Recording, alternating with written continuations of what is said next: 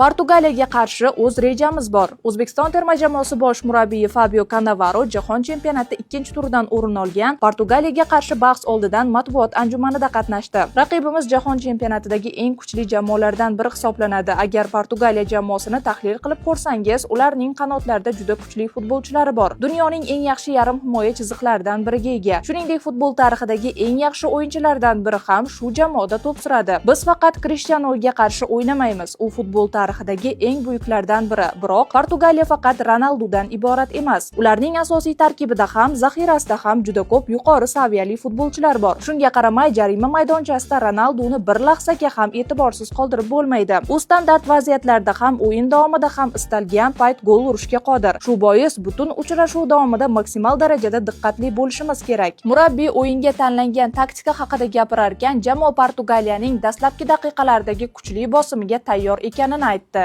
Biz Portugaliyaning futbol falsafasini o'rganishga harakat qildik. Ular doimo to'p nazorati orqali o'yinni boshqarishni yoqtiradi. Shuningdek, uchrashuvni juda faol boshlashga intilishlarini ham bilamiz. Chunki ular imkon qadar tezroq o'yinni o'z foydasiga burishni, himoyani yorib o'tishni istashadi, deydi Cannavaro.